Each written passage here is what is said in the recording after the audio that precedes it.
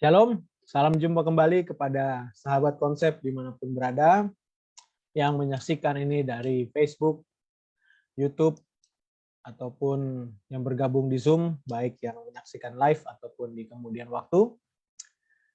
Kita berjumpa kembali dalam diskusi Alkitab bersama konsep dan juga Pendeta Milton Pardosi.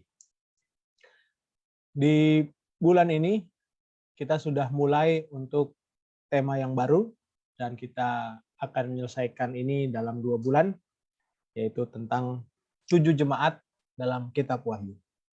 Minggu lalu kita sudah belajar tentang bagaimana cara Yesus mengenalkan diri dan diperkenalkan, itu juga sebagai pendahuluan salam kepada ketujuh jemaat, dan mulai saat ini kita akan masuk ke pelajaran tiap-tiap jemaat. Pendeta Jimmy Huta Barat akan membawakan pelajaran dengan judul Jemaat Efesus dalam Wahyu pasal yang kedua. Kita akan mulai dengan doa dan pendeta muda Alexander akan memimpin kita di dalam doa. Bapa kami di sorga, saat ini kami akan boleh melakukan pembelajaran melalui diskusi Alkitab yang kami akan boleh dengarkan melalui hamba Tuhan, Pendeta muda Jimmy Huta Barat yang akan boleh menyampaikan presentasinya. Dan akan boleh dibantu penjelasan lebih baik dengan hamba Tuhan Pendeta Pardosi dan seluruh sahabat-sahabat konsep yang menyaksikan dan teman-teman pendeta muda yang boleh bersama. Tuhan, kami memohon pertolongan yang akan boleh memberkati pertemuan kami ini, supaya pelajaran demi pelajaran yang disampaikan akan membantu kerohanian kami boleh bertumbuh kepada Tuhan, dan kami boleh mempelajari firman Tuhan hari demi hari menjadi satu sukacita bagi kami, karena kami akan mendapatkan kedamaian ketika kami boleh belajar firman Tuhan yang adalah surat yang Kau berikan kepada kami semua. Berkati seluruh alat yang digunakan, sinyal yang kami akan pakai, biarlah Engkau yang akan boleh berkati supaya dijauhkan dari gangguan-gangguan. Terpujilah nama-Mu Bapa, dalam nama Yesus kami berucap syukur. Amin.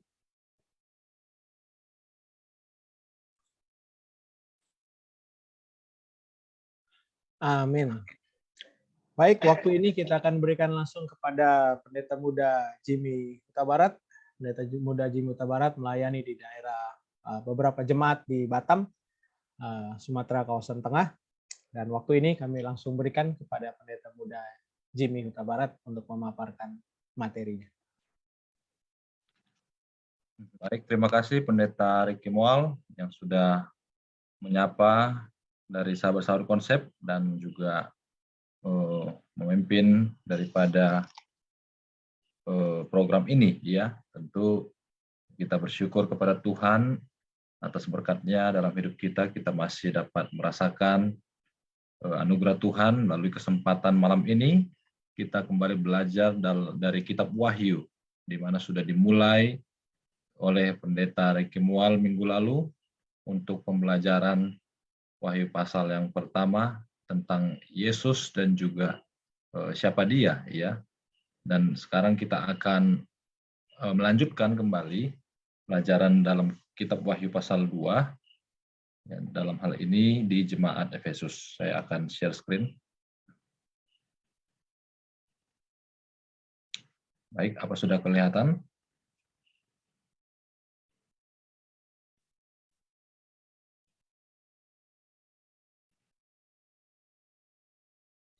Sudah kelihatan share screen-nya? Sudah pendeta. Oke, terima kasih. Baik. Tema 1 bulan ini adalah pekabaran-pekabaran dari kitab Wahyu. Dan malam ini Jemaat Efesus, jemaat yang pertama dalam kitab Wahyu pasal 2. Kita akan masuk ke pembahasan. Yang pertama, siapa itu jemaat Efesus? 2, apa yang Yesus banggakan dari jemaat ini? 3, apa yang dimaksud dengan meninggalkan kasih yang mula-mula? Lalu yang keempat, apa upah jika jemaat Efesus ini kembali kepada kasih mereka. Yang kelima, apa aplikasi jemaat Efesus dalam kehidupan jemaat di zaman sekarang ini. Ya. Kita akan masuk langsung kepada pembahasan yang pertama. Siapakah jemaat Efesus ini? Dalam Wahyu 2 ayat 1 dikatakan, tuliskanlah kepada jemaat di Efesus, inilah firman dari Dia yang memegang ketujuh bintang itu di tangan kanannya dan berjalan di antara ketujuh kaki dian emas itu. Ya, jadi di sini ada jemaat Efesus dikatakan, di mana ada yang memegang ketujuh bintang. Siapa itu? Dia adalah huruf besar di sini. Itu adalah Yesus ya. Yesus menyuruh Yohanes sebagai penulis kitab Wahyu untuk menuliskan pesannya kepada malaikat dan malaikat menyampaikan pesan itu kepada jemaat Efesus. Yesus disebut dalam ayat ini adalah Dia yang memegang ketujuh bintang itu. Ya, jadi ada gelar Yesus di sini, yaitu siapa? Dia yang memegang ketujuh bintang itu di tangan kanannya. Tapi bukan itu aja gelarnya. Dia juga yang berjalan di antara ketujuh kaki dian emas itu. Jadi ada dua gelar Yesus di sini ya, atau bisa juga disambungkan dalam satu kalimat, yaitu Dia yang memegang ketujuh bintang itu tangan kanannya dan yang berjalan di antara ketujuh kaki Dia. Itulah gelar Yesus di jemaat Efesus ini. Baik. Di Wahyu 1 ayat 20 kita sudah diberikan minggu lalu pelajaran oleh pendeta Ricky bahwa bintang itu adalah malaikat ya. Kaki dian adalah jemaat dalam Wahyu 1 ayat 20. Baik. Istilah Yesus, kita sudah lihat tadi, ada dua. Nah, 7 bintang artinya adalah Tuhan memelihara atau memegang atau melindungi jemaatnya, atau yang disebut pimpinan-pimpinan jemaat dalam jemaat ini. Jadi ada arti daripada ketika Yesus memegang ketujuh bintang itu, apa artinya? Dia memegang atau melindungi jemaat itu. Ya. Lalu Yesus berjalan di antara ketujuh kaki dian emas, apa artinya? Yesus menyertai, ya, ada selalu bersama dengan ketujuh jemaat itu. Jadi pengertian dari Wahyu 2 ayat 1 gelar Yesus adalah di mana Yesus sendiri memegang para tokoh-tokoh di gereja ya, dan juga memelihara jemaat-jemaat yang ada di dalam kitab Wahyu. Baik. Efesus terdapat di Asia Kecil ya, sebagaimana yang ditulis dalam Wahyu 1 ayat 4. Tuliskanlah kepada ketujuh jemaat yang ada di Asia Kecil. Dan ini merupakan jemaat yang sudah ada di masa yang lalu. Jadi di masa sekarang tidak ada lagi, karena sudah sirna atau musnah ya. Ini ada pada zaman yang lalu. Dan bahwa ketujuh jemaat ini, mereka semua ada di satu benua yang sama, yaitu Asia Kecil. Dan sekarang Asia Kecil ini lebih dikenal dengan nama negara Turki. Dan keberadaan daripada jemaat Efesus ini itu sekitar tahun 31 sampai 100 Masehi. Ya. Efesus ini pun adalah jemaat yang dilayani oleh Rasul Paulus, dan dia menuliskan bukunya kepada mereka. Itulah kalau kita baca dalam Alkitab ada surat kepada jemaat di Efesus. Jemaat inilah yang dimaksudkan oleh Rasul Paulus di sana. Ya, di mana dalam buku itu Paulus memberikan nasihat-nasihat yang baik bagi jemaat Efesus. Karena apa? Karena ada ajaran-ajaran yang sedang berkembang di jemaat itu, sehingga membuat doktrin jemaat itu menjadi goyang oleh karena penyusup-penyusup rasul-rasul palsu masuk ke dalamnya. Ini ada di dalam buku ya, yang berjudul buku From the Cross to Eternity, Mission of Jesus in Revelation oleh Dr. Milton Pardosi dan Raymond Huta Barat, PhD.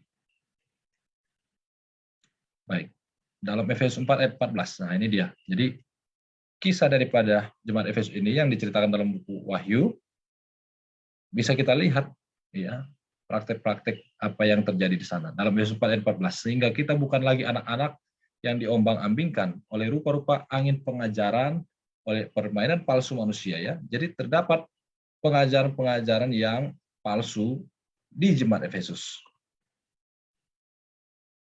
Di mana di jemaat ini ada yang disebut sebagai rasul palsu atau yang memberikan pengajaran palsu yang bernama Nikolaus ya.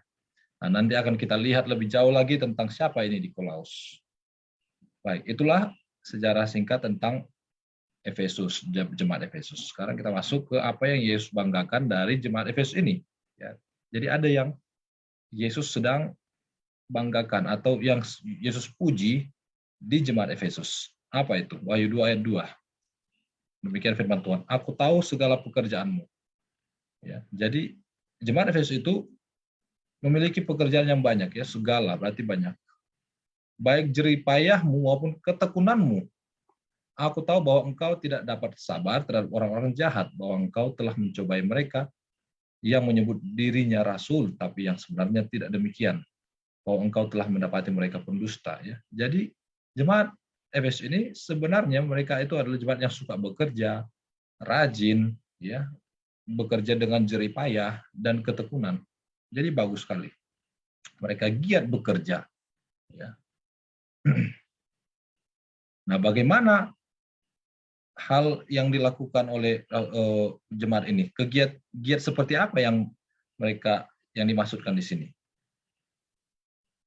Nah, untuk mengetahui giat seperti apa yang dimaksud di ayat 2 ini, pekerjaan yang dilakukan oleh jemaat Efesus ini dengan jerih payahnya, kita akan melihat di Efesus 4 ayat 20 sampai 21 ya. Dikatakan di sana, mereka tekun belajar dan mereka sudah menerima, melakukan artinya ya, pengajaran tentang Yesus. Jadi mereka giat belajar firman Tuhan. Dan mereka sudah menerima firman itu, bahkan menghidupkan pengajaran tentang Yesus. Itulah giat yang dimaksud. Atau susah payah bekerja dengan keras ya di dalam kitab Wahyu tadi. Dikatakan, tetapi kamu bukan demikian, kamu telah belajar mengenal Kristus, karena kamu telah mendengar tentang Dia dan menerima pengajaran di dalam Dia, menurut kebenaran yang nyata dalam Yesus. Ya. Jadi memang benar-benarlah Efesus ini adalah jemaat yang mendengar dan mengaplikasikan tentang Yesus. Giat yang kedua adalah mereka rendah hati. Ya, dalam Efesus 4 ayat 2, hendaklah kamu selalu rendah hati, lemah lembut, dan sabar. Jadi dalam pelayanan mereka selalu bekerja bagi Tuhan dengan kerendahan hati. Tidak penuh dengan emosi. Ya, mereka lemah lembut. Tunjukkanlah kasihmu dalam hal saling membantu. Inilah yang diperhatikan oleh jemaat Efesus. Jadi kita melihat ayat-ayat ini bagaimana jemaat Efesus ini sangat bagus dalam praktek kerohanian mereka. Dan banyak hal-hal yang tidak saya sebutkan di sini yang menjadi praktek hidup daripada jemaat Efesus. Baik, yang berikut jemaat Efesus adalah jemaat yang selalu sabar terhadap orang-orang jahat. Ya, jadi bukan hanya giat tapi mereka pun sabar. Ada rasul-rasul palsu yang masuk di sana, tapi mereka melakukan ujian kerasulan bagi mereka atau rasul-rasul itu. Di mana ada rasul-rasul yang mencoba untuk menyesatkan. Dan ini berbahaya bagi jemaat. Tadi sudah kita baca ayatnya, Wahyu 2 ayat 2, di mana mereka sabar terhadap orang-orang jahat, dan mereka atau jemaat ini mencobai orang-orang yang menyebut diri mereka rasul. Jadi ada orang yang, saya rasul, saya mau menyampaikan pekabaran tentang kebenaran ya. Nah ini harus dicobai dulu atau diuji dulu oleh jemaat Efesus. Kalau memang benar, ya mereka ikuti. Kalau memang salah, maka mereka akan menjauhi.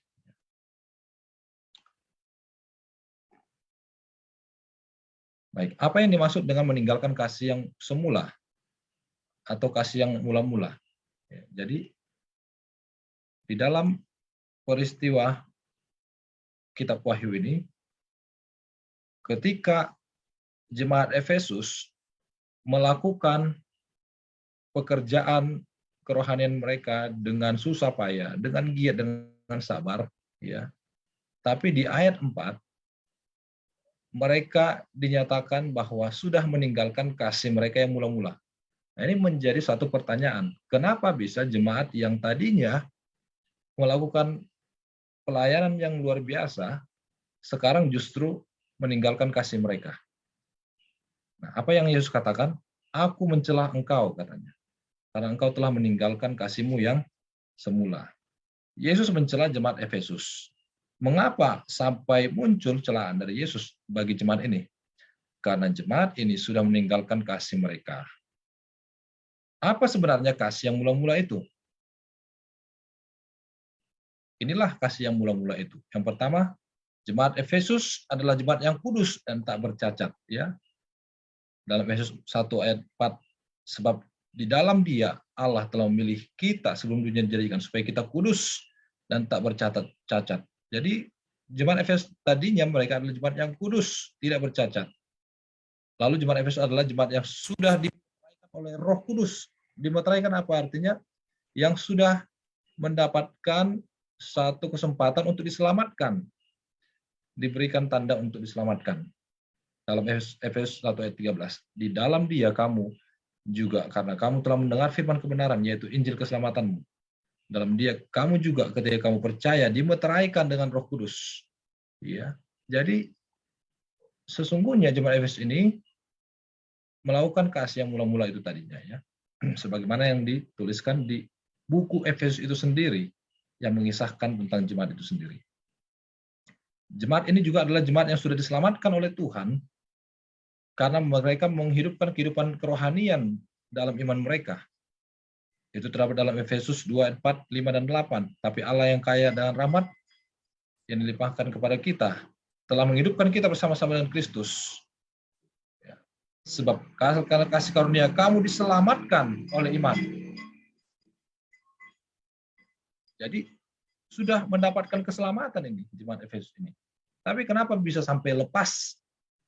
Yaitu apa? Keselamatan itu. Nah, ini berarti keselamatan yang telah diberikan itu bisa hilang, saudara-saudara, atau sahabat-sahabat konsep yang sedang menyaksikan.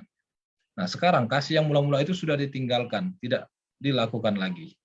Ya, itulah sebabnya Yesus berkata, aku mencela engkau karena engkau sudah meninggalkan kasih-Mu yang semula. Mengapa bisa ditinggalkan? Nah, ini ada dua hal, ya. Yang pertama adalah karena ada pengajaran sesat yang masuk sehingga membuat jemaat itu goyang. Salah satu adalah pengajaran dari Nikolaus, di mana tadinya dia mengaku-ngaku rasul, tapi dia akhirnya menyesatkan jemaat itu. Dalam Wahyu 2 ayat 6, tapi ini yang ada padamu, yaitu engkau membenci segala perbuatan pengikut-pengikut Nikolaus, yang juga kubenci. Jadi banyak pengikut-pengikut Nikolaus yang juga menyesatkan jemaat-jemaat Tuhan yang ada di dalam perjanjian baru, salah satunya Efesus, menjadikan jemaat ini meninggalkan kasih yang mula-mula mereka. Jadi pengajaran Nikolaus itu bersama dengan pengikutnya berhasil untuk meruntuhkan iman daripada jemaat Efesus. Sebenarnya jemaat Efesus sudah tahu dan mereka sudah menguji pengajaran Nikolaus. Hanya tetap saja ada anggota jemaat yang bisa dipengaruhi. Ya, sama seperti jemaat di zaman sekarang. Walaupun kita sudah tahu ajaran itu sesat masuk ke gereja, tapi tetap juga ada orang yang bisa untuk disesatkan. Nah, kira-kira seperti itu yang terjadi pada masa yang lalu. Sehingga ini menjadi perusak dalam keseluruhan jemaat Efesus. Ya. Nikolaus tadinya adalah salah satu dari 7 diakon yang dipilih. Jadi Nikolaus tadinya adalah orang yang baik, seorang diakon jemaat, seorang yang melayani Tuhan di jemaat. Tapi di dalam perjalanan hidupnya, akhirnya dia menjadi seorang yang membawa doktrin yang sesat, dan ini merusak jemaat-jemaat yang ada di dalam Asia kecil tadi. Di mana dalam Kisah Para Rasul 6 ayat 5 dikatakan usul itu diterima baik oleh seluruh jemaat. Lalu mereka memilih Stefanus, Filipus, Prokorus, Nikanor, Timon, Parmenas, dan Nikolaus. Nah, ya, seorang penganut agama Yahudi. Jadi dalam pemilihan diakon atau diaken di Kisah Para Rasul pasal 6, Nikolaus salah satu yang mereka usulkan namanya. Baik. Ajaran apa yang Nikolaus sampaikan? Ya, kita perlu tahu juga supaya kita mengetahui bagaimana jemaat ini bisa terpengaruh dalam pengajaran itu. Yang pertama, Nikolaus adalah penganut aliran sesat. Ya. Irenaeus adalah seorang bapak gereja mula-mula. Ini di Wikipedia ada tentang Nikolaus, bisa kita search langsung. Dalam tulisan di bukunya berjudul On the Detection and Overthrow of the So-Called Gnosis versus Hereses, ya, pengikut-pengikut Nikolaus disebut Nicolaitanes. Alirannya disebut Nicolaism, satu sekte heretik atau dalam kurung sesat yang dihindari sejak penulisan kitab Wahyu dan mengambil nama diaken Nikolaus sebagai pendirinya. Nah, ini ya. Jadi ini aliran sesat yang sudah ada sejak zaman Perjanjian Baru, ya, di mana jemaat-jemaat itu ada. Sejak penulisan kitab Wahyu, Wahyu itu ditulis kurang lebih sampai tahun 100. Ya. Di mana mereka ini sepakat bahwa ini adalah ajaran heretik, ajaran sesat, dan pendirinya adalah Nikolaus. Dan orang-orang sudah banyak yang menghindarinya. Ya. Baik, yang kedua, Nikolaus mengajarkan tentang adanya aliran dekotisme dan gnotisisme, ya. Di mana dekotisme ini adalah paham yang mengajarkan bahwa Yesus hanya tampaknya saja seperti manusia. Ya. Jadi dia tidak menjadi manusia seutuhnya 100%, di mana kita percaya bahwa Yesus itu dalam Filipi 2 ayat 5 sampai 7 mengambil rupa sebagai manusia dan taat sampai mati sebagai manusia biasa sama seperti kita, ya. Nah, dalam paham dekotisme yang disampaikan oleh Nikolaus ini tidak seperti itu. Ya, dia hanya tampaknya saja seperti manusia.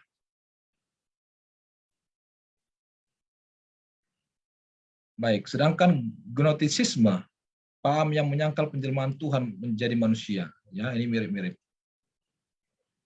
Kedua paham ini adalah paham yang keliru dan tidak tepat sesuai dengan Alkitab. Sehingga jemaat Efesus membenci Nikolaus yang menyesatkan mereka. Ya. Ini terdapat dalam buku From the Cross to Eternity, sama seperti tadi, ya. Baik, nah ini ada sumber yang lain tentang ajaran sesat dari Nikolaus. The Signs of the Times. Ajaran Nikolaus mengajarkan doktrin bahwa Injil membuat hukum menjadi tidak berlaku lagi. Wah, ya.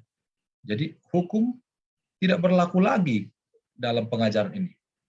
Berarti tidak penting dong hukum, begitu ya. Bahwa hanya dengan percaya saja manusia dibebaskan dari melakukan firman Tuhan. Wah, cukup percaya kepada Yesus, sudah tidak usah lagi menurut hukum, sudah tidak usah lagi melakukan firman Tuhan, pasti selamat. Nah, ini adalah ajaran yang keliru.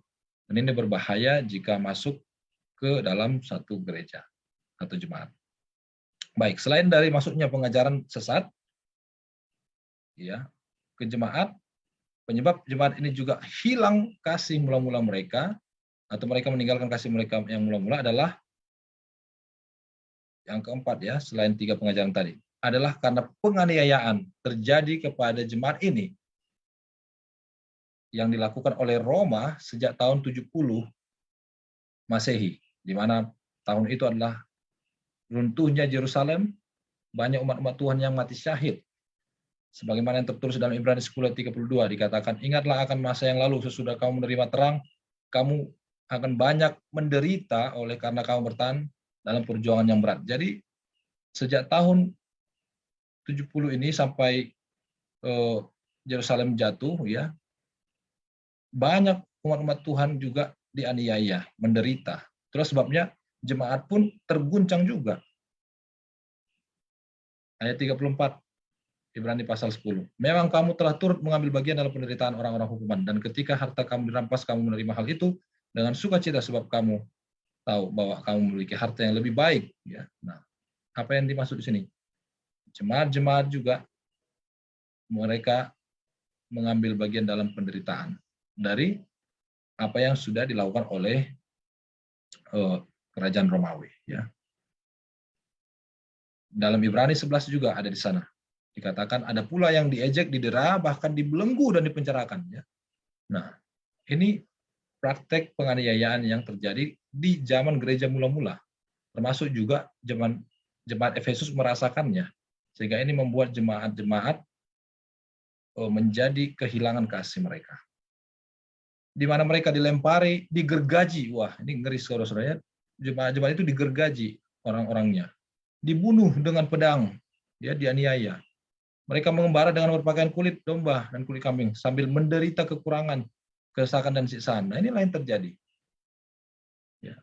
Sehingga jemaat Efesus itu selain pengajaran di sana juga sudah mulai masuk pengajaran palsu, ada penderitaan, penganiayaan, jemaat itu akhirnya meninggalkan kasih mereka yang mula-mula. 1 Tesalonika 2 juga, mereka pun apa? Dianiaya, dihina, ya, dan lain sebagainya.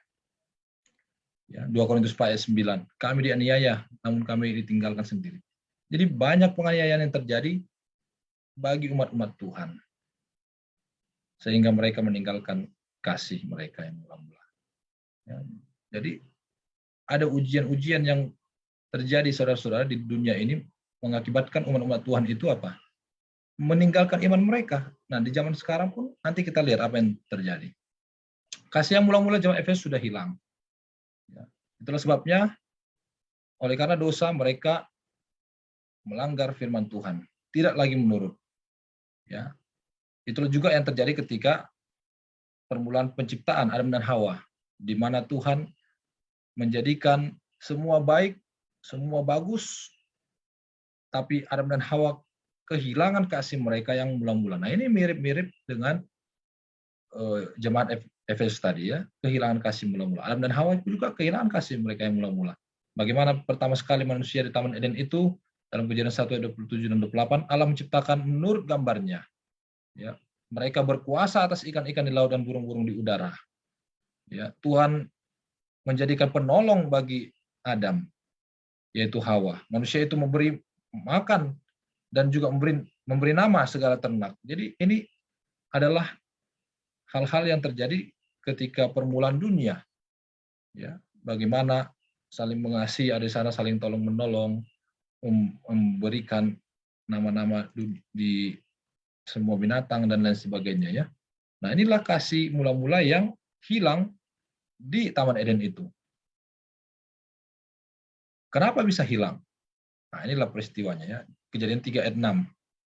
Lalu Hawa mengambil dari buah pohon pengetahuan yang pohon larangan itu, ya, yang ada di tengah-tengah itu. Pengetahuan yang baik dan jahat.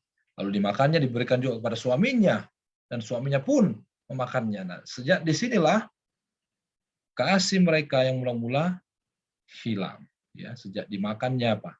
Buah itu, sejak ada terjadinya pelanggaran akan perintah Tuhan. Kejadian 2 ayat 17, tapi pohon pengetahuan tentang yang baik itu jangan kau makan. Ini firman Tuhan di Kejadian 2, tapi di Kejadian 3 mereka ambil dan mereka makan. Ya. Di Kejadian 3 mereka sudah hilang karena ada faktor setan yang menghasut, tapi juga mereka atas pilihan mereka meninggalkan kasih mereka yang mula-mula. Sama seperti jemaat Efesus. Ada juga faktor yang mengganggu mereka, itulah pekerjaan setan melalui ajaran sesat yang dibawa Nikolaus dan para pengikutnya. Tapi atas pilihan mereka juga, karena mereka tidak mau bertahan dalam penderitaan, sehingga mereka harus apa? Harus meninggalkan iman mereka. Itulah sebabnya Adam dan Hawa harus bertobat kembali kepada Tuhan agar mereka bisa diampuni dan berhak mendapatkan keselamatan. Akhirnya mereka bertobat. Apa tanda mereka bertobat? Di Kejadian 3, 8 dan 10. Mereka bersembunyilah manusia dan istrinya itu. Karena mereka takut, ya. Jadi kalau ada takut berarti mereka masih menganggap bahwa mereka itu manusia yang berdosa, ya. Kalau kita tidak takut lagi, kalau ketika kita melakukan dosa, nah ini berarti tidak ada apa sadar akan dosa. Ya. Ada orang-orang yang melakukan dosa tidak lagi takut-takut, nah ini berarti sudah kehilangan daripada Roh Kudus. Bersembunyi menandakan ketidakberanian mereka kepada Tuhan dan mereka menyadari bahwa mereka sudah tidak lagi telanjang. Baik, begitulah juga dengan jemaat Efesus ini, harus kembali kepada Tuhan, kalau tidak mereka akan dicela dan kaki diannya akan diambil. Sebagaimana terdapat dalam Wahyu 2 ayat 4 dan 5. Namun, aku mencela engkau, bertobatlah, ayat 5 dikatakan. Jika tidak bertobat, aku akan datang kepadamu dan aku akan mengambil kaki dianmu daripada tempatnya. Ya, jadi Tuhan akan ambil kalau tidak segera bertobat. Apa yang dimaksud Tuhan akan mengambil kaki dian? Dalam Keluaran 25 ayat 37, kaki dian itu adalah kandil, adalah 7 lampu, dan lampu-lampu itu harus dipasang sebagai benda yang menerangi seluruh daripada tempat itu, yaitu kemah suci. Ya. Jadi tujuannya adalah untuk menerangi. Ya. Dalam bait suci, kaki dian itu kandil. Nah ini dia. Jadi kalau dalam kitab Wahyu, Yesus akan mengambil kaki dian jemaat Efesus ketika mereka tidak mau bertobat dan kembali, itu berarti bahwa jemaat Efesus tadinya bersinar, terang bagi orang lain, sekarang jemaat itu akan dicabut terang itu dari mereka. Kaki dian itu akan diambil sehingga terang mereka tidak ada lagi dan tidak ada lagi kehidupan dalam hidup mereka. Ya. Nah, apa upah jika jemaat Efesus ini kembali? Ketika Tuhan mengajak bertobatlah, maka ada upah yang Tuhan sediakan. Dalam ayat yang ke-7, siapa yang bertelinga hendaklah ia mendengar apa yang dikatakan Roh kepada jemaat-jemaat. Barang siapa menang, dia akan kuberi makan dari pohon kehidupan. Saudara-saudara, atau sahabat-sahabat konsep yang menyaksikan, pohon kehidupan pada zaman Adam dan Hawa sudah diambil. Ya, begitu juga kisah daripada jemaat Efesus. Mereka akan diberikan oleh Tuhan pohon kehidupan kalau bertobat. Jadi ketika orang atau jemaat Efesus ini bertobat, mereka akan makan kembali pohon kehidupan. Adam dan Hawa juga. Ketika mereka bertobat, nanti juga akan makan dari pohon kehidupan. Tapi bukan di dunia ini. Di mana? Dikatakan dalam Wahyu 2 ayat 7. Di Taman Firdaus Allah. Di mana itu? Di sorga. Ya. Ketika manusia bertobat dan kembali lagi kepada kasih mereka yang semula, maka Tuhan sediakan upah bagi mereka.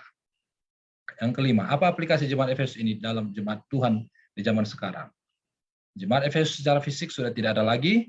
Sekarang ada jemaat-jemaat yang berdiri di semua negara-negara di dunia ini. Ya, bukan hanya di Asia kecil, di semua benua, Amerika, Afrika, dan lain sebagainya. Tapi di jemaat-jemaat yang ada ini, sudah banyak juga kasih mereka hilang atau mereka meninggalkan kasih mereka yang mula-mula. Itulah sebabnya mereka harus kembali. Kenapa hilang? Karena ada juga di zaman sekarang doktrin-doktrin palsu, muncul nabi-nabi palsu di gereja untuk menyesatkan. Ya. Dan ada juga yang terjadi karena gereja itu sudah mulai dianiaya. Daripada aku bertahan di gereja ini dianiaya, datang serangan dari mana-mana, bagus aku keluar, kata mereka. Ya. Bagus mereka pisah atau gereja banyak ditutup sekarang ini. Tapi panggilan Tuhan agar jemaat itu kembali baik secara individu atau jemaat masih tetap ada. Tuhan katakan, bertobatlah, kembalilah kepada kasih-Mu yang mula-mula. Kecuali kalau jemaat itu memilih untuk tidak kembali, maka Tuhan akan mencela mereka dan tidak ada lagi terang atau kaki dian itu untuk menjadi kehidupan mereka. Kesimpulan, jemaat Efesus ada secara nyata di zaman dulu, tapi itu sudah berlalu. Kasih jemaat itu bisa hilang oleh karena adanya ajaran sesat dari penyusup dan juga adanya penganiayaan dalam jemaat itu. Yang ketiga, jemaat ini atau jemaat Efesus ini karena mereka sudah meninggalkan kasih mereka semula, Tuhan memberi amaran bahwa jemaat ini harus segera bertobat. Yang keempat, dalam hal ini Tuhan masih tetap berikan kesempatan bagi mereka untuk kembali lagi pada kasih mereka yang semula, agar kalau mereka kembali, Tuhan memberikan upah yang indah kepada mereka, makan pohon kehidupan dalam Firdaus Allah atau di surga. Demikian yang bisa saya sampaikan, saya kembalikan kepada moderator. Amin. Terima kasih banyak Pendeta Muda Jimmy Huta Barat untuk materi yang begitu baik tentang jemaat Efesus ya dalam Wahyu pasal 2 Inilah jemaat pertama dari pekabaran ke dalam 7 jemaat, kepada 7 jemaat. Ada beberapa pertanyaan pendeta sehubungan dengan materi tentang jemaat Efesus ini. Mungkin pendeta Jimmy Huta Barat boleh menanggapi lebih dahulu. Nanti teman-teman yang lain mungkin juga boleh menambahkan di pertanyaan yang sama ya. Ini pertanyaan yang pertama terlebih dahulu. Jadi pertanyaan pertama, apa relevansinya ya pekabaran dan juga teguran untuk Efesus kepada jemaat-jemaat kita sekarang ini? Apa jemaat kita saat ini telah kehilangan kasih mula-mula? Kalau iya, kira-kira apa cirinya jemaat kita nih, jemaat kita sekarang kehilangan kasih mula-mula? Nah, kalau benar kehilangan kasih mula-mula, sudah ada cirinya, bagaimana mengembalikannya ya? Bagaimana mengembalikan kasih yang mula-mula? Silahkan Pak Pendeta. Baik, terima kasih untuk pertanyaannya. Jadi tentu ini sangat berkaitan ya. Jemaat Efesus di masa yang lampau dalam kitab Wahyu adalah jemaat yang nyata ya. Dan kenapa Yohanes menuliskan ini juga menjadi satu pelajaran bagi jemaat-jemaat yang ada setelah jemaat Efesus itu. Di mana jemaat-jemaat juga yang ada di dunia saat ini, sesuai dengan aplikasi yang tadi kita sudah lihat bersama-sama, bahwa ada juga dari jemaat-jemaat ini yang akhirnya mereka kehilangan kasih mereka. Karena apa? Ya bukan secara jemaat, mungkin lebih tepatnya secara individu lah dulu ya. Karena ada orang-orang yang berhasil disesatkan oleh pengajaran-pengajaran palsu. Itulah sebabnya di gereja sekarang ini banyak yang kena disiplin karena ajaran palsu ya, harus dikeluarkan. Ada juga yang ketika mereka tidak tahan akan aniaya ya, mereka akhirnya tidak mau bertahan di gereja itu atau di jemaat itu ya. Contoh keluarga yang tidak setuju dan lain sebagainya ya, ada orang-orang yang memfitnah, diejek.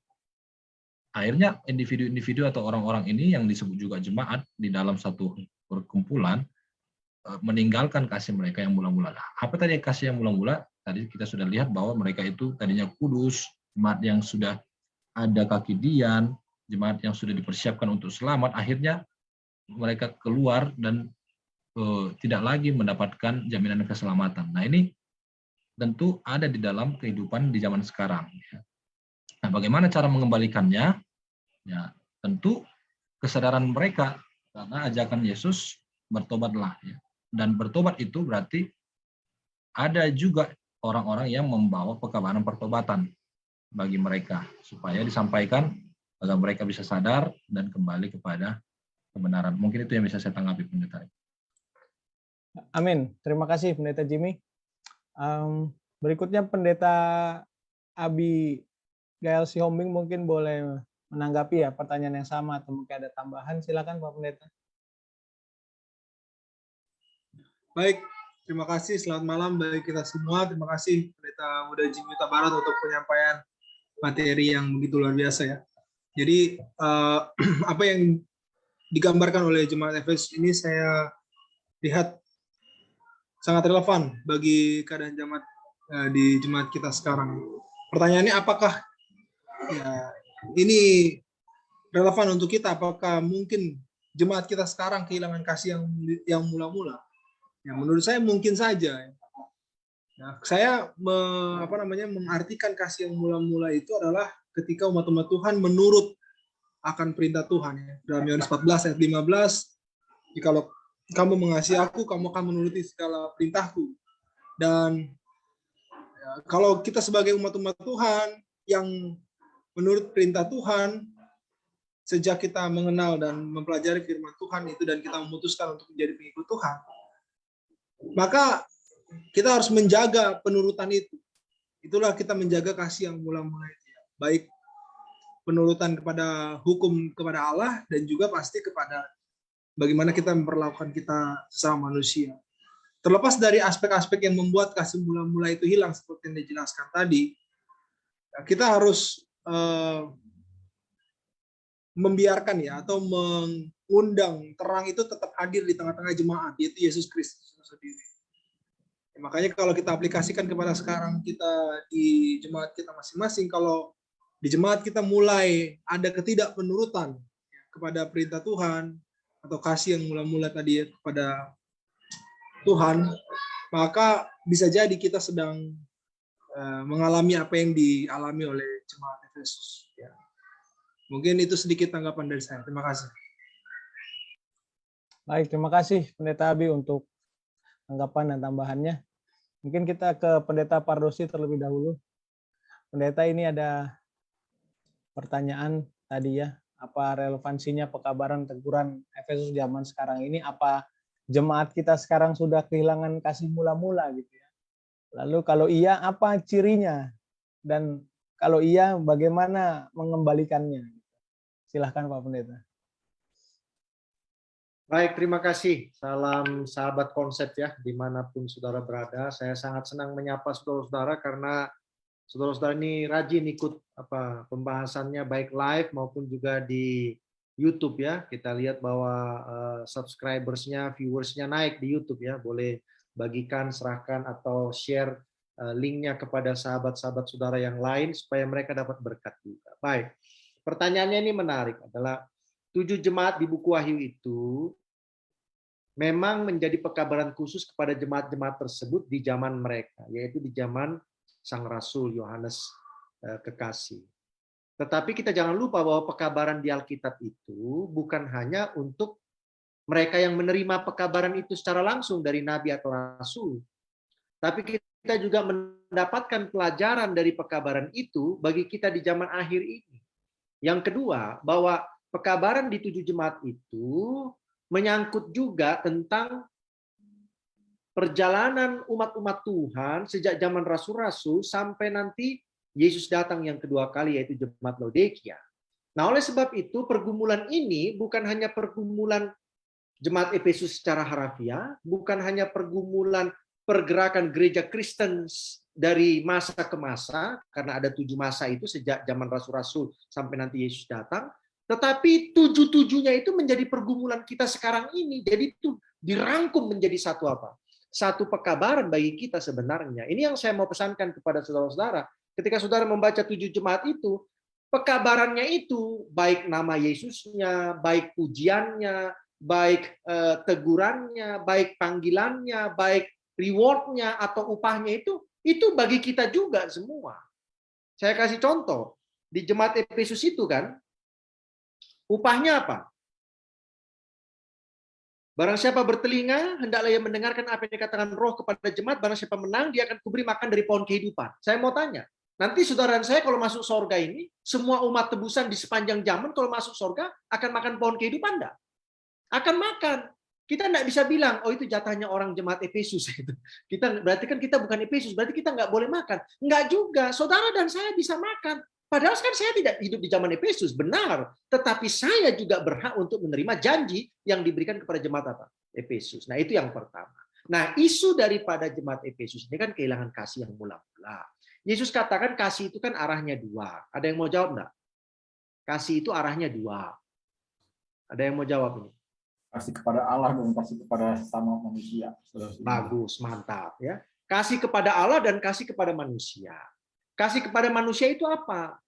Ya secara sederhananya adalah kata kuncinya adalah kepedulian, betul ya? Kasih itu kan kepedulian. Nah, itu sudah menurun. Nah, saya mau tanya kepada kita sekarang dalam gereja, apakah betul kasih kita itu sudah menurun sekarang? Baik kepada sesama anggota jemaat maupun di luar anggota jemaat. Kalau ada yang bilang enggak, kasih kami semakin meningkat. Nah, mungkin dia luar biasa gitu. Saya tidak berani mengakui seperti itu. Memang ada menurunnya. Baik, yang kedua, kasih kepada Allah itu bagaimana? Ada yang mau kasih gambaran di sini, para pendeta muda ini? Kasih kepada Allah itu bagaimana? Ya, mungkin kesetiaan dalam menuruti perintah-perintahnya, Sir. Oke, kesetiaan dalam menuruti perintah-perintahnya. Perintah yang mana ini? Saya kan tidak membunuh, Pak Pendeta. Saya kan tidak mencuri. Saya kan tidak berzina. Saya kan tidak ini. Jadi apa? Berarti kan kasih saya kepada Allah tetap luar biasa. Oke, saya kasih contoh sederhana. ke gereja aja kita terlambat. Itu kan bukti bahwa kasih kita kepada Tuhan itu lebih rendah dibandingkan kasih kita kepada diri kita sendiri. Apa kasih kita kepada diri kita sendiri dikaitkan dengan ke gereja terlambat? Saya lebih senang tidur agak lama. Kan gitu aja. Itu kan berarti saya lebih mencintai diri saya sendiri daripada mencintai Tuhan. Kalau saya mencintai Tuhan, saya akan datang lebih cepat ke gereja. Contohnya, dalam gereja kita ada kebaktian Rabu malam, ada kebaktian Vespers. Kadang-kadang kita kebaktian Rabu malam kita tidak hadir. Kadang-kadang kebaktian Jumat malam kita tidak hadir. Karena mungkin sibuk atau apa dan sebagainya. Itu berarti kan kasih kita kepada Tuhan sudah mulai turun. Nah, fakta ini ada sekarang di dalam gereja tuh. Ada fakta. Kita sudah kehilangan kasih yang mula-mula. Kasih yang mula-mula itu apa sih? Mari saya kasih gambaran. Ketika saudara baru bertobat. Coba perhatikan. Orang yang baru bertobat. Saudara-saudara kita yang baru dibaptiskan. Coba perhatikan. Mereka itu rajin sekali. Mungkin saudara juga, para pendeta muda, saya juga waktu kita pertama sekali bertobat, begitu rajin. Atau saya balik. Ketika seorang pendeta muda baru tamat, itu rajinnya luar biasa. Rajin melawat, rajin kabar Injil, dan sebagainya. Tujuannya apa? Supaya cepat diurapi. Setelah diurapi, turun dia. Kenapa? Kan sudah diurapi, sudah merdeka, sudah sabar, sudah bebas. Gitu. Itulah yang saya mau katakan bahwa kasihnya sudah mulai apa? Turun. Nah, orang yang baru dibaptis, rajin sekali ke gereja, kalau bisa 4 kali seminggu kalau ada. Gitu. Baca Alkitab, dia mau bersaksi dan sebagainya. Masuk dia dalam 5 tahun, mulai turun deh. Masuk dia ada ujian-ujian, tadi pemateri katakan ada penyiksaan lah, ada kesusahan lah, susah dapat kerja karena hari Sabat lah, begini-begini, mulai turun lagi dia. Pas dapat kerja, naik lagi dia sedikit. Begitulah. Nah, inilah gambaran yang terjadi di mana? Di jemaat Efesus yang menjadi tantangan. Sampai di sini saya stop, supaya mari kita berpikir. Baik, terima kasih Pendeta. Jadi waktunya berpikir kita sekarang. Kita ke pertanyaan berikutnya ya, supaya lebih banyak yang bisa kita pikirkan dan kita bisa hidupkan nanti ya. Nah, ini ke Pendeta Jimmy lagi ya, baru nanti ke teman-teman pendeta muda lainnya ya. Mungkin setelah ini pendeta muda Alex ya. Tapi pertama pendeta muda Jimmy. Ini pertanyaan nomor 2 pendeta.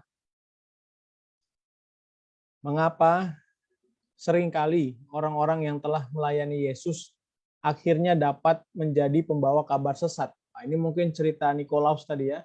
Kalau di buku Kisah 6 kan dia salah satu diakon yang diurapi ya. Apa alasan yang dapat terjadi bahkan sekarang ini? Nah, silahkan Pak Pendeta. Baik, terima kasih ya. Jadi mengapa sering orang-orang yang melayani di gereja, melayani Tuhan, akhirnya mereka melakukan pengajaran sesat. Nah, apa alasannya yang dapat terjadi bahkan sampai sekarang?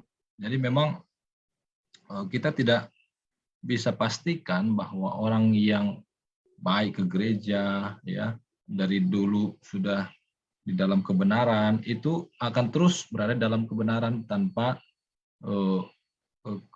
menyangkal imannya. Ini tidak bisa kita pastikan karena dunia ini masih terus berjalan dan dia juga masih hidup untuk melakukan aktivitasnya ya. Kalau kemudian dalam kehidupannya dia banyak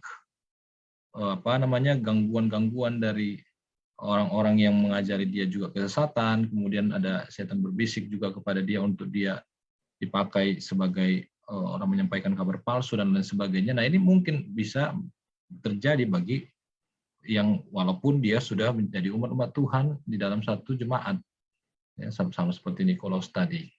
Nah, mengapa ini sering terjadi? Karena memang kita membawa kehidupan kita untuk mau digoda dalam terjatuh dalam pencobaan, begitu kan?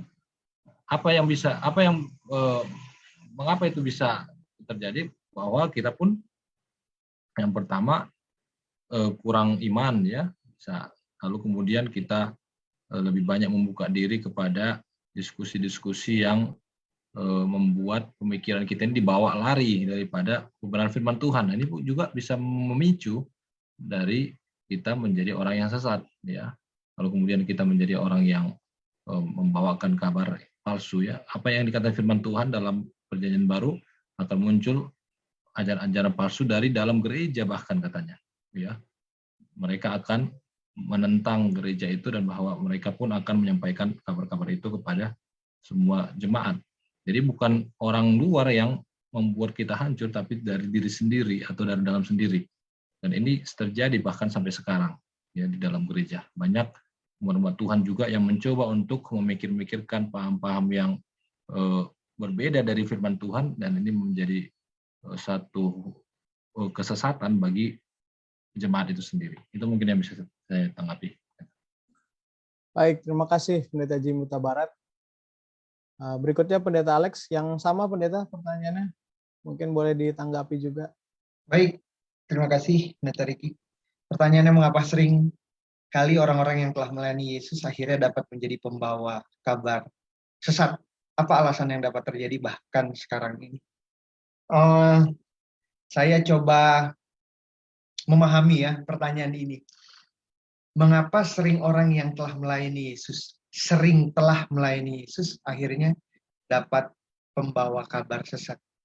Kalau dia benar, ya harusnya akhirnya enggak begitu ya. Kan dia benar ya.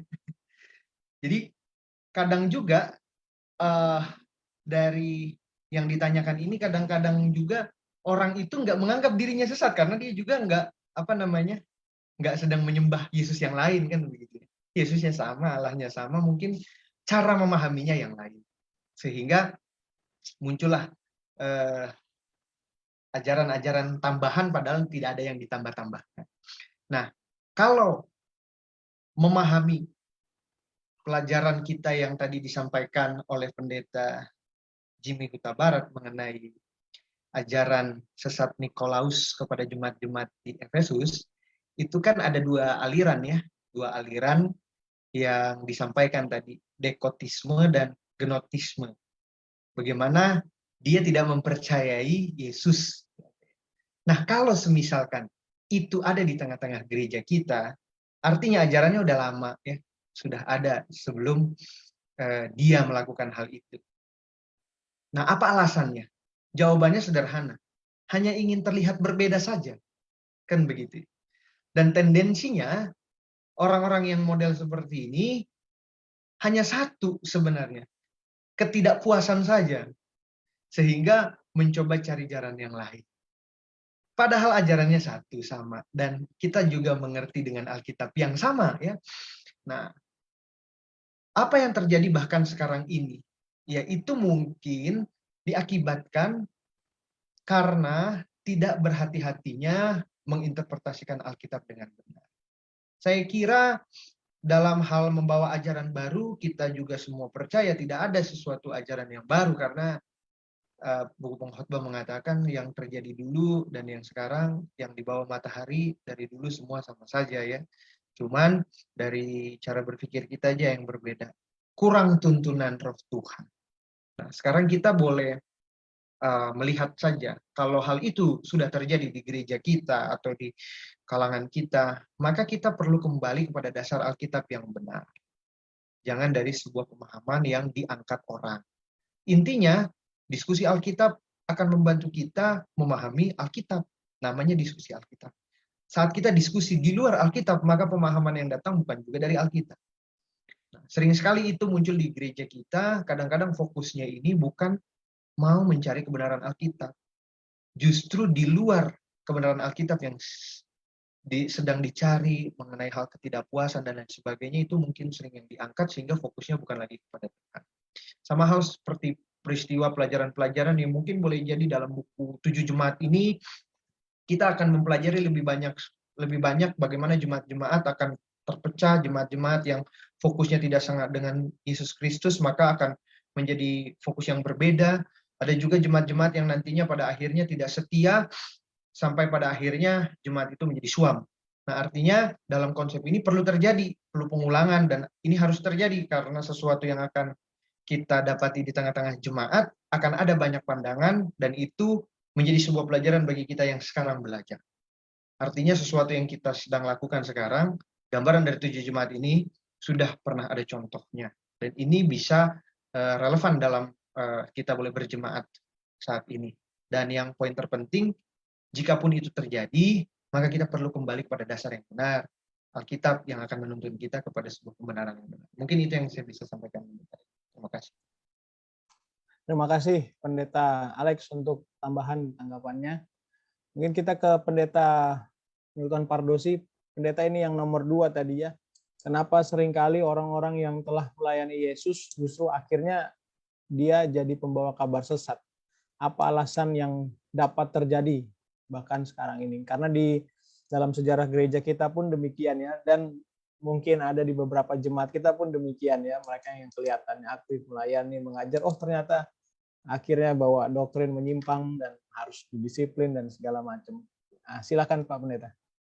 Baik, saya kasih pengalaman saja ya, karena saya pernah menghadapi, bahkan orang ini adalah pionir dari gereja tersebut, ya, seorang yang disegani, seorang yang sudah lama di dalam kebenaran, ya, tapi tiba-tiba memegang sebuah pemahaman yang berbeda.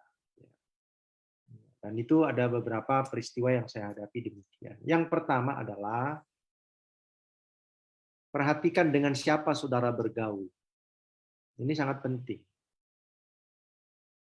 Ketika saudara mulai membuka akses untuk bergaul dengan orang-orang yang mempunyai pemahaman yang berbeda, mungkin di awal saudara akan berkata bahwa saya ini akan kuatlah, gitu. Tapi ternyata tiba-tiba akhirnya saudara akan terpengaruh. Apalagi kalau melihat hidup dari teman bergaul kita itu ternyata lebih, tanda kutip, lebih suci daripada kita. Nah, ini pengalamannya itu terjadi. Saudara ini masih makan 3 kali sehari. Dia belajar sama orang yang sudah makan 2 kali sehari. Ya kan berarti kan hidupnya lebih baik ya, karena sesuai dengan petunjuk-petunjuk, kutipan-kutipan gitu ya yang diyakini. Nah, jadi dia belajar, ini berarti orang lebih baik dari saya ini, berarti saya harus belajar dari dia gitu. Nah, tanpa disadari pelan-pelan dia belajar sesuatu yang berbeda gitu. Yang seolah-olah benar ternyata tidak benar. Jadi perhatikan dengan siapa saudara bergaul atau belajar firman Tuhan. Jangan lalu menjadi mudah terpengaruh hanya gara-gara mungkin orang itu menunjukkan sebuah kehidupan yang terlihat lebih baik daripada kita. Ya. Yang kedua, mengapa orang yang melayani Tuhan tiba-tiba dia bisa membawa ajaran yang berbeda? Yang kedua adalah motivasinya. Ya, motivasi di awal mungkin positif dia motivasinya, tapi di tengah-tengah berubah motivasi itu. Kenapa? Karena boleh saja tidak ada yang menghargai dia. Ya, udah capek kerja 10 tahun, 15 tahun melayani di gereja, nggak ada yang menghargai dia gitu. Dia nggak dihargai, dia dianggap orang biasa saja. Nah, ini boleh saja menimbulkan kekecewaan. Sehingga akhirnya ada yang ngompor-ngompori. Siapa yang ngompor-ngompori? Ya teman yang bergaulnya itu tadi, yang baru itu. Lihatlah, kau sudah capek melayani sana, kau nggak dihargai. Coba dengan kami. Kau pasti akan dihargai karena kau sudah memberikan waktu, tenaga, kemampuanmu untuk pelayanan. Dan itu yang terjadi, dan saya sudah lihat. Jadi motivasinya apa? Kalau kita betul-betul mau melayani Tuhan, ya walaupun kita mungkin tidak dihargai oleh manusia, kita tetap akan melayani Tuhan. Kenapa? Yang kita layani kan Tuhan, bukan manusia. Yang ketiga, ini yang terakhir ya, saudara boleh tambahkan, mungkin saudara-saudara pendeta muda punya pengalaman juga. Ya. Nah, yang terakhir itu adalah ya, karena dia tidak lagi bergantung kepada kebenaran kuasa firman Tuhan ketika dia mulai mendalami Alkitab itu. Dia mulai mengandalkan ininya sendiri, akalnya. Karena mungkin selama ini dia begitu luar biasa memahami kebenaran firman Tuhan. Tapi semakin dia masuk ke dalam, semakin masuk ke dalam, ternyata dia tidak lagi menggunakan kuasa Tuhan, tapi kuasa siapa yang dipakai? Kuasa dirinya. Nah, kalau kuasa dirinya yang dipakai, siapa yang akan masuk? Ya kuasa kegelapan. Karena jangan lupa, setan itu tidak perlu merubah seluruh firman Tuhan untuk menyesatkan orang. Setan itu hanya butuh satu kata saja untuk menyesatkan manusia tentang kebenaran. Dan itu terjadi kepada Hawa. Tuhan katakan, semua pohon dalam taman ini boleh kau makan buahnya, kecuali satu. Datang setan, semua pohon dalam taman ini tidak boleh kau makan buahnya. Dia hanya butuh satu kata untuk merubah sebuah kebenaran. Dan oleh karena satu kata itulah Hawa jatuh.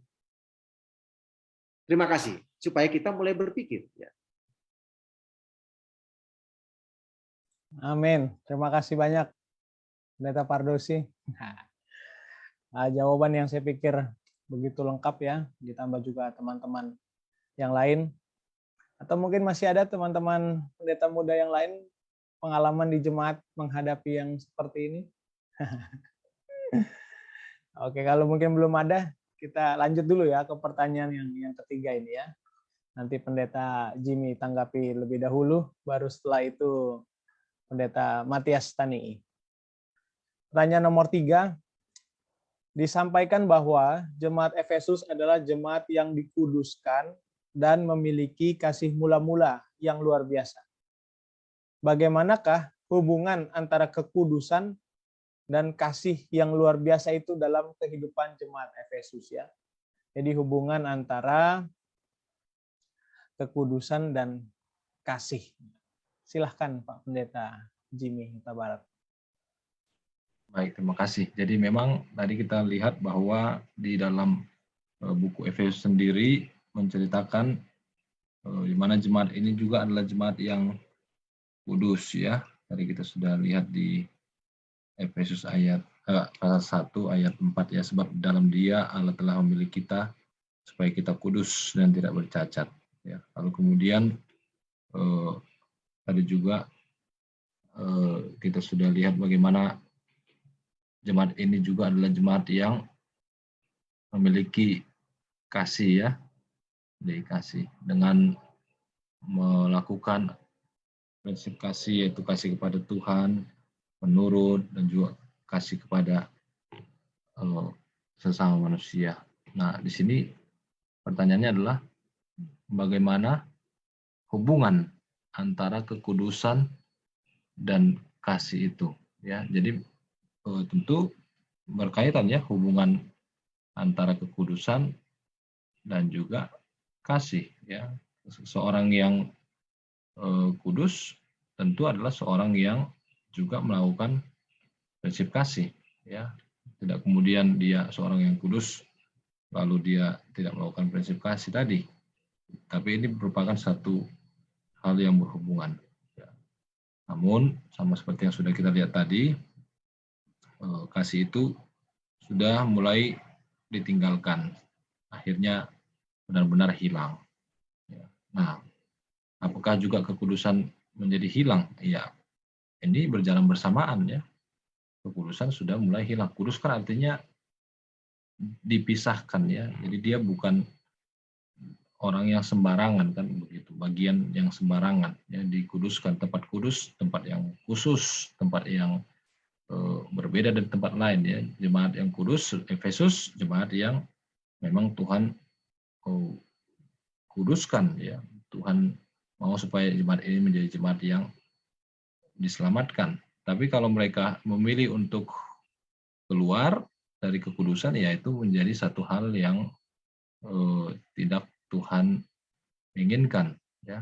Sehingga kekudusan dan juga kasih ini berkaitan erat ya, satu dengan yang lain dalam kehidupan jemaat itu sendiri. Itu mungkin yang bisa saya tanggapi. Terima kasih. Terima kasih Pak Pendeta.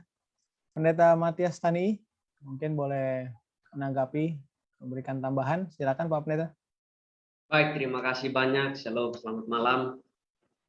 Ketika ditanya apa hubungan kasih dan kekudusan, maka saya sepakat seperti tadi dikatakan oleh Pendeta Jimmy, bahwa kasih dan kekudusan tidak dapat dipisahkan. Kenapa? Kita mulai dari sorga ya, sorga tempat yang kudus, tapi kenapa bisa dosa muncul di sana?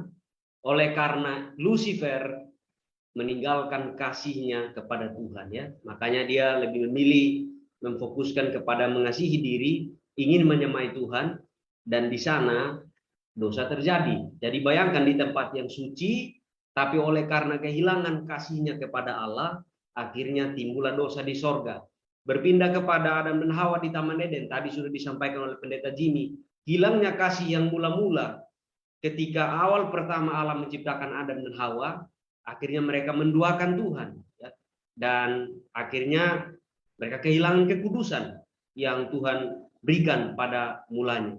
Dan ketika kita bertanya kenapa kasih dan kekudusan sangat berkaitan, maka 1 Yohanes 4 ayat 7 juga menjawab ya, dan 8 ya, bahwa dari mana kasih itu berasal? Dari Allah. Dan barang siapa yang mengasihi, lahir dari Allah. Dan barang siapa tidak mengasihi, ia ia tidak mengenal Allah sebab Allah adalah kasih. Jadi kasih dan kekudusan sangat berkaitan. Di zaman jemaat di Efesus, kenapa sehingga mereka memilih mengikuti ajaran sesat yang ditimbulkan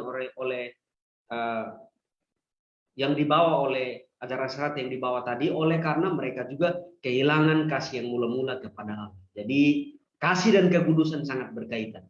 Malam ini coba kita tanya hati kita masing-masing. Kalau kita sudah mulai hubungan kita dengan Tuhan tidak baik, mungkin kita perlu cek, mungkin kasih kita kepada Tuhan telah hilang. Terima kasih, Tuhan berkati.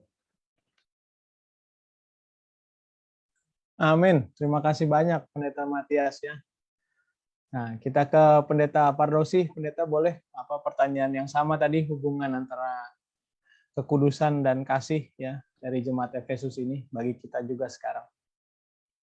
Sekaligus ini Pendeta, mohon maaf, sekaligus closing statement ya. Oh ya, baguslah. Karena saya ini kalau nggak dikasih waktu nanti ngomongnya kepanjangan. Oke, Pendeta, silakan. Banyak yang mau dibagikan sama saudara-saudara ya. Kekudusan itu kan adalah satu, saudara dan saya itu dipisahkan dari yang lain menjadi milik Tuhan, ya. Sehingga kita ini menjadi bangsa yang kudus, imamat yang rajani, umat kepunyaan Allah. Bangsa yang kudus itu berarti melakukan hal-hal yang kudus sesuai dengan keinginan siapa? Keinginan Tuhan yang menguduskan kita. Nah, ketika kita sudah tidak kudus lagi atau berkurang kekudusan kita, maka kita pun akan berkurang untuk melakukan keinginan Tuhan. Bagaimana? Masuk ini penjelasan ini ya. Jadi kita itu dikuduskan Tuhan, menjadi miliknya. Nah, ini seperti analoginya pernikahan. Suami istri itu kan, suami itu menjadi kudus buat istrinya ya. Lalu istri itu menjadi kudus buat apa? Suaminya. Nah, ketika suami itu sudah tidak lagi kudus kepada istrinya, apa yang terjadi? Ya, mulai liar nih. Ya, mulai liar nih. Ya, ketika suami itu tidak lagi menghargai kekudusan pernikahan, apa yang terjadi? Ya, mulai liar. Nah, kalau liar itu bahasanya apa itu? Mulai tidak menurut, kan gitu. Mulai tidak menurut. Nah, demikian juga kita dengan Tuhan. Kita ini sudah dikuduskan Tuhan, menjadi milik. Kalau dalam penjelasan Rasul Paulus, aku telah mempertunangkan kamu dengan seorang pria, betul ya? Jemaat itu sudah dipertunangkan kepada Yesus Kristus. Berarti kan kita ini kudus, menjadi milik Yesus sepenuhnya dalam sebuah cerita pernikahan itu, pernikahan rohani. Nah, ketika kita sudah tidak lagi menghargai kekudusan yang diberikan Tuhan kepada kita, lingkaran kekudusan yang Tuhan buat untuk kita dengan Dia, kita tidak hargai lagi. Ya, kita akan mulai melanggar. Nah, kalau melanggar itu kan berarti terkait kepada kasih, ya. Kasih kepada Tuhan dan kasih kepada sesama. Nah, sebagai closing statement saya pada malam hari ini, sambil kita berpikir akan jawaban saya yang pertama tadi ya, tentang kekudusan dan kasih, saya mau kasih gambaran begini. Jemaat Efesus ini adalah jemaat zaman rasul-rasul, dengan orang-orang Kristen yang bertobat hasil pekerjaan baik Yesus Kristus, karena banyak juga yang bertobat itu ikut dengan Yesus juga waktu Yesus melayani. Dan hasil pekerjaan dari siapa? Rasul-rasul. Nah, mereka ini kan mendapatkan Injil dari orang pertama dan orang kedua langsung. Kalau kita ini kan dapatkan Injil nggak tahu dari orang keberapa, mungkin dari orang yang ke 1 juta kali ya setelah Yesus ya. Ya. Mereka ini mendapatkan Injil dari orang pertama dan orang kedua. Orang pertama itu Yesus dan orang kedua itu adalah rasul-rasul. Artinya apa? Injilnya ini luar biasa itu. Luar biasa Injilnya. Ya. Ini sama dengan kita mendengarkan khotbah. Mendengarkan khotbah live dengan mendengarkan khotbah rekaman. Itu beda lagi dengan mendengarkan khotbah yang live, tapi dikhotbahkan lagi oleh orang yang lain. Itu tambah lagi. Bisa itu apa? Bisa nama-nama nanti ceritanya. Yang nggak dibilang pengkhotbah pertama, dibilang sama pengkhotbah yang ke-10. Ya. Yang dibilang pengkhotbah 10, nggak dibilang sama pengkhotbah yang dibilang pengkhotbah yang pertama, nggak dibilang sama pengkhotbah yang 10. Jadi bisa ada perubahan-perubahan. Tapi kekristenan di zaman Efesus ini, mereka menerima Injil dari orang-orang pertama dan orang-orang kedua. Namun, ada dua hal yang menyebabkan mereka goyah. Yang pertama adalah penganiayaan. Penganiayaan itu membuat satu, hidup susah, kemiskinan dan sebagainya, penderitaan fisik. Yang kedua adalah karena munculnya ajaran-ajaran yang Paulus katakan ya dalam tulisan Paulus, Injil yang lain, Yesus yang lain, Roh yang lain. Nah ini menyebabkan mereka mulai apa? Goyah. Makanya kehilangan kasih apa? Yang mula. Aplikasinya bagi kita saudara, bahwa menjelang Yesus datang kedua kali, dua hal itu akan muncul. Ya, dalam Wahyu 13, tanda binatang. Itulah yang saya katakan dengan ajaran yang lain. Injil yang lain, roh yang lain, Yesus yang lain mau ditampilkan. Nah, Injil yang lain, roh yang lain, Yesus yang lain yang ditampilkan dalam Wahyu 13 itu akan membawa penganiayaan kepada kita. Kesusahan, penderitaan, dan sebagainya. Nah, boleh saja kasih kita pun akan apa? Akan turun. Dan itu sebabnya kita perlu apa? Perlu benar-benar bergantung kepada Tuhan agar kasih kita itu tetap stabil dan naik, semakin naik, semakin naik. Terima kasih banyak. Sampai jumpa kembali kepada acara Coin Self People selanjutnya. Amin. Terima kasih Pendeta Pardosi. Saat ini kita ke Pendeta Jimmy Huta Barat. Sekaligus closing statement Pendeta. Silahkan. Baik, terima kasih sahabat-sahabat konsep yang menyaksikan baik secara live dan juga nanti yang akan disaksikan setelah ini, ya, bahwa kita sudah melihat bagaimana jemaat Efesus di masa yang lalu penuh dengan pergumulan, ya, penuh dengan tantangan, banyak ajaran-ajaran yang masuk, banyak ajaran-ajaran yang membuat mereka bingung untuk memilih. Ada juga yang bertahan, ada juga yang dibawa dalam kesesatan, ya. Itu juga menjadi bagian kita juga di zaman sekarang ini, ya. Jemaat Efesus sekalipun mereka sudah meninggalkan iman mereka, kasih mereka mula-mula, tapi Tuhan masih berikan kesempatan untuk bertobat, ya. Nah, itu juga yang menjadi bagian umat-umat Tuhan di zaman sekarang. Tuhan masih berikan kesempatan, ya. Jadi bila mana ada yang sedang menyaksikan tayangan ini yang sedang meninggalkan kasihnya yang mula-mula, saudara-saudara, pada saat ini dari pelajaran ini Yesus mengajak kita untuk segera berbalik kembali kepada Tuhan, kepada kasih yang tadi yang kita sudah dalami atau yang kita sudah masuk di dalamnya, ya. Jangan sampai kita menjadi orang-orang yang Tuhan cabut nanti dari kitab kehidupan. Lalu yang kedua adalah kalau kita sekarang ini dilanda kesusahan, banyak hal-hal yang terjadi dalam hidup kita, banyak penganiayaan, tetaplah setia pada Tuhan dan firman-Nya, ya. Karena itu adalah modal kita untuk tetap bertahan dalam kebenaran sampai Tuhan datang kedua kali kita bisa selamat. Terima kasih, Tuhan berkati kita semua. Amin. Terima kasih Pendeta Jimmy Huta Barat, teman-teman pendeta muda yang lain, Pendeta Pardosi, dan juga Bapak Ibu Saudara, sahabat konsep yang telah menyaksikan. Saya meyakini banyak pelajaran baik yang kita bisa dapatkan, khususnya dari pelajaran malam ini kepada jemaat Efesus. Kita akan menutup diskusi Alkitab malam hari ini dengan doa, dan Pendeta Muda Jeremy Huta Julu akan memimpin kita di dalam doa. Mari kita sama-sama berdoa. Tuhan di sorga, terima kasih Bapak yang baik untuk kesempatan pada malam hari ini. Kami boleh dikuatkan, dikenyangkan melalui pelajaran diskusi Alkitab yang kami telah dengarkan bersama, dibawakan oleh Pendeta Muda Jimmy Huta Barat, Pendeta Pardosi, dan seluruh pendeta-pendeta muda di konsep. Tuhan, kami bersyukur untuk pelajaran firman Tuhan melalui jemaat Efesus. Biarlah kiranya Tuhan, kami saat ini menjelang kedatangan-Mu yang tidak lama lagi, boleh mempersiapkan diri kami, memiliki ajaran-ajaran yang sesuai dengan Alkitab saja, dan kami boleh bertahan dalam iman kami, dalam ketekunan di dalam Tuhan. Memberkati para pendeta yang sudah melayani pada malam hari ini, demikian juga Tuhan, terlebih bagi sahabat-sahabat konsep yang menyaksikan. Biarlah perjalanan keimanan kami boleh selalu Tuhan sertai, dan pada akhirnya kami boleh menikmati bersama-sama hidup dengan Tuhan dalam kerajaan sorga. Ini doa kami Tuhan, ampuni dosa kami, dalam nama Yesus kami berdoa. Amin. Amin. Demikianlah diskusi kita malam hari ini. Sampai ketemu minggu depan dalam pelajaran selanjutnya Jemaat Smyrna. Selamat malam, Tuhan memberkati kita semuanya. Amin.